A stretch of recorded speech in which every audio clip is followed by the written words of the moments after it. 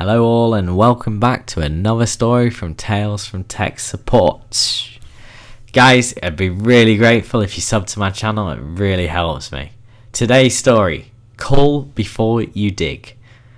I'm working for a strange consulting firm that still isn't sure what to do with me, but the pay's good. After the previous gig, I'm told to get myself to a suburban office park somewhere in Missouri and join an existing engagement with Amalgamated Pipelines, AP.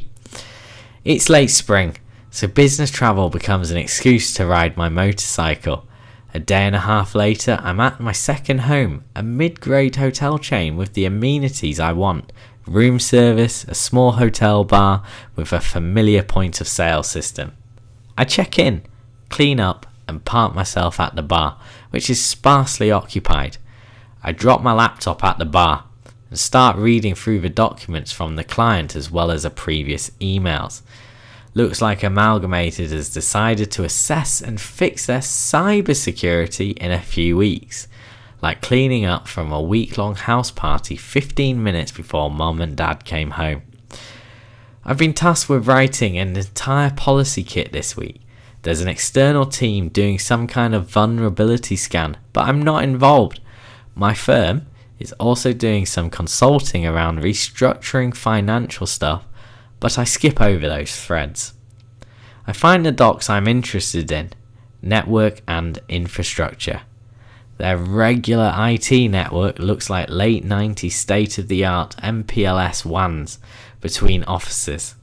The industrial control system, ICS, networks are much less detailed. The top level diagram of the whole network looks like marketing material. It's not a hastily pushed together Visio doc, but without specifics. There's some spreadsheet as an inventory, devices and locations, and 172.16.xx addresses. Okay. I do notice that they've handed out nothing for the usual policies and procedures. I'll just buy one of those off the shelf policy kits and get AP to let me know what they don't, can't or won't do. It's imperfect, but that's what you get when you only have a week. A few more people find their way to the hotel bar and we're all living the same life, laptops and drinks. I notice one laptop across the bar from me with a variety of hacker conference stickers. The owner is a 30-something woman picking at a plate of fries and pipetting drops of water into a glass of scotch while staring at her screen. I go back to my room and slap together some slides describing my part of this project for tomorrow's kickoff and go to bed. The next morning, I boil water with the in-room coffee maker to make oatmeal and make it to Amalgamated offices. I get to meet the teams. My firm has a handful of management consultants, but I'm the only IT or security consultant. There's another firm doing a pen test. After the initial kickoff meeting, I'll get to try to coordinate with the handful of people I need to talk to. I'd expect to overlap with the pen test team to save time. Right. As the meeting starts, I see the scotch drinking woman from the bar and her best stickered laptop. There are intros and a lot of backstory about Amalgamated. I really don't care, but I want to look attentive and easy to work with. After the meeting, I meet Ralph, Amalgamated's director of IT. He wants to make sure I get settled in. I follow him through a maze of mouse-coloured cubicles.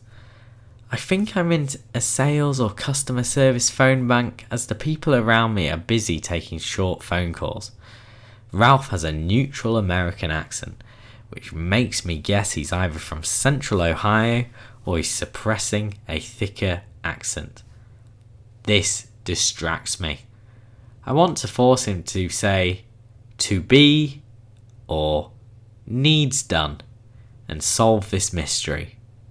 After some chit-chat in the office, we agree on the plan. I'm going to give him parts of the generic policy and he'll assign Amalgamated staff to make comments. Once we collect, all of their inputs, I'll edit the policies and they can sign off on them. The next week will be spent poking people, fighting over wording and writing. Policy writing ain't easy, but it's necessary. I'll be chasing stakeholders like Tom chased Jerry. The first day, it's sending emails and editing the policy template. I'm mostly changing names, titles, and commenting on things Amalgamated doesn't handle, like credit cards or healthcare data. This isn't complicated work, so I get to take in my surroundings. Most of the people at Amalgamated have worked here for years. Their cubes are decorated with plaques showing how long they've been there. During coffee breaks, I wander around to see many 5 and 10 year plaques of different colours. I'll have to ask Ralph when I talk to him next.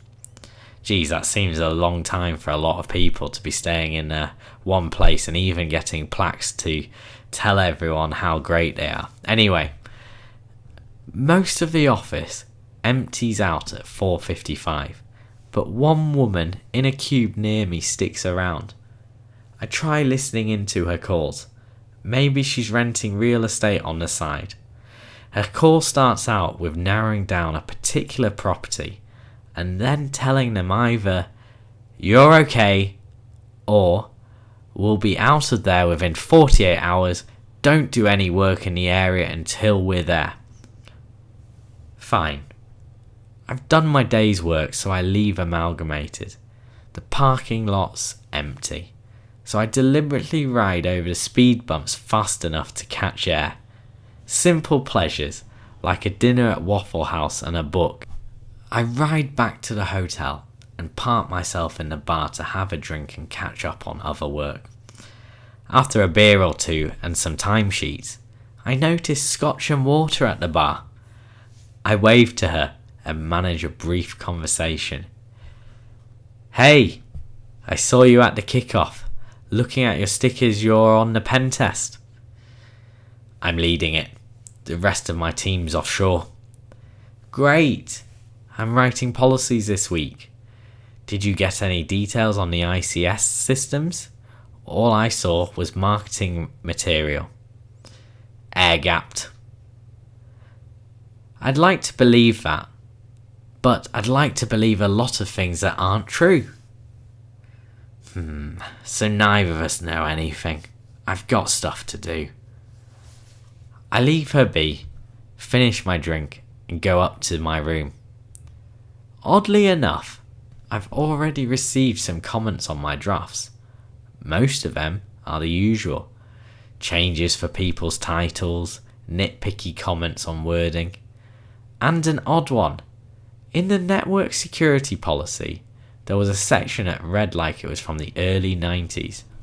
Dial-up systems. Any system with a dial-up connection shall use a unique password before being connected to the telephone network. I figured this wasn't relevant, so I connected with a terse. I'm pretty sure you're not using dial-up anymore, so I'd suggest removing this or limiting it to fax multifunction printers. This seems to be a controversial topic.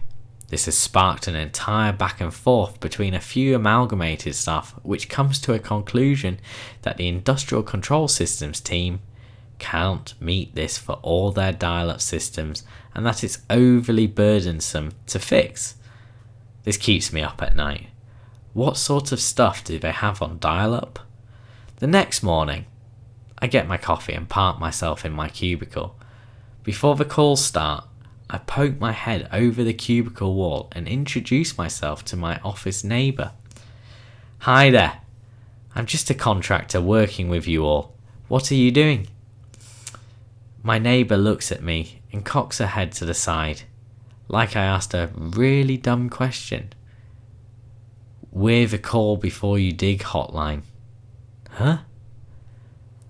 We've got maps of all buried assets. When someone wants to dig, they call us and we let them know if we need to mark the property. She points at a map of what looks like the western halves of Missouri. I'm responsible the Mauler corridor. Candy, the next cube over, is responsible for Texas and New Mexico. I look at the map on her cubicle and see lines crossing Missouri, Arkansas, and Louisiana. There are details as well. I see components on the pipelines and other details in small print. I hope you all in America are impressed at my knowledge of Arkansas instead of saying Arkansas. Anyway, I hear a voice booming behind me. It comes from a large, bearded man who consciously flexes his muscles. I know he has an axe. I just hope it isn't in his office. I call him Torment. You Lord Techie? I am. What do you need? I need you to be more responsible with your policies. I'd like to think I am reasonable. How can I be more so? Unique passwords are too hard to manage. Our systems aren't connected to the internet, so it doesn't matter. I also want the air gap testing requirement out of the policy. Is this for your ICS network? Yes, I'm a manager in the Industrial Controls Department. I saw your comments. What's that supposed to mean? I'm imagining what's going on in his head. It's not pretty. I put my hands up. You say your systems are air-gapped, but won't test to make sure. Tormund's nostrils flare. If you can't read the diagram we sent you, we should replace you with someone who can. Look, I'll figure out who can sign off on this. I'll let you know. Tormund grunts and walks off. This is going to be fun. Thankfully, the rest of the day is filled with less threatening messages, comments on documents, and listening into the call before you dig calls. One caller seems to be a bit demanding. This reminds me of my help desk days. I can't hear the caller, but I can hear Candy's voice. Sir, I understand that's your land. We bought the rights to have a pipeline there. Sir, you cannot dig in that area. It's not safe. You're right. We can't stop you from digging there. Let me assure you, if you dig through our 12-inch pipeline, damage to your auger is the least of your worries. We all have a laugh at this. Candy seems to have calmed down her angry Texan. Everybody filters out by 5, but I'm still waiting on some edits before I leave. I take the opportunity to walk through the cube maze. I stop at Candy's cube and look at her map to get an idea how these pipelines work. Pipelines are layered networks. At the bottom of their OSI model, there are long tubes filled with petroleum products. On top of them are thin electrical networks to power pumps, sensors and valves, and their controllers. On top of that, there's a conventional network controlling all this. That network runs back to control buildings. All this makes sense to me. There are faint notes on the map as well. I note many of the controllers have 4 or 10-digit numbers faintly written next to them. I look around, then take a few pictures with my phone. My phone buzzes. It's a demanding email from the Director of Industrial Controls, who I assume is Tormund's boss. Since their systems are air-gapped, they feel that it's absolutely ridiculous that they should have to meet unreasonable standards, let alone let those standards be written down in a policy document. More than a few people at my firm are CC'd. I'd have enough for the day. I go back to the hotel, change, and try to find decent barbecue. Sadly, all I can find is a bandanas, which will have to suffice.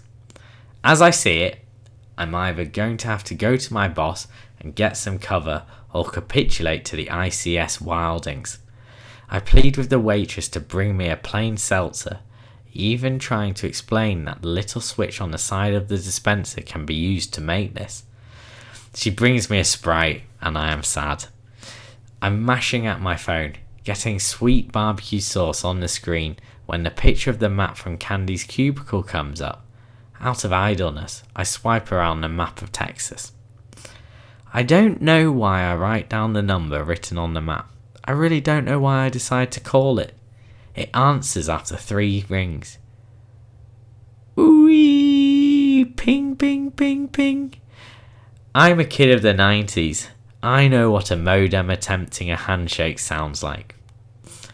I used a few of the napkins and a cup of Sprite to wash my hands. I dropped more than sufficient money on the table and run out of the restaurant. I pull on my helmet, jacket and gloves and make good time back to the hotel. I run to my room before taking off my helmet, clearly in a massive rush. 15 minutes and $20 later in the hotel's business centre, I have printed off Candy's map. I sit at the bar drinking cold seltzer and calling up modems, marking the results on the printout. A few turn out to be actual humans in a port facility or control room. Some guessing later, and I figure out their area codes and exchanges for most of the other numbers on the map. I'm practically spinning on my bar stool. I see Scotch and Water walk into the bar. I walk over to her disappointment. How would you like some high findings on your pen test report? Her annoyance turns into amusement as I walk her through what I find out, including dialing one of the modems. She opens her laptop and starts chatting with her team to work out a test plan, then closes her laptop. Why do you care? I want to write good policy, and I'm going to guess that your team will have a reportable finding that you can tell the client tomorrow. I'm hoping this might make them listen to me. She looks dubious, but buys me sufficient mid-grade booze to let me sleep. The next morning, I send a meeting request to Tormund and his boss to discuss a way forward. That meeting gets accepted. They cancel due to a more pressing security matter. I rewrite the policy requiring unique passwords, validation of air gaps, and failed login detection. I put a comment in the document about how these are reasonable controls in an increasingly dangerous world. Nobody seems to quibble about this. Call before you dig, indeed. Look, if you enjoyed the story, give me a thumbs up and write a comment in the box below. And most of all, don't forget to subscribe, as it really helps me. I'll see you on tomorrow's story.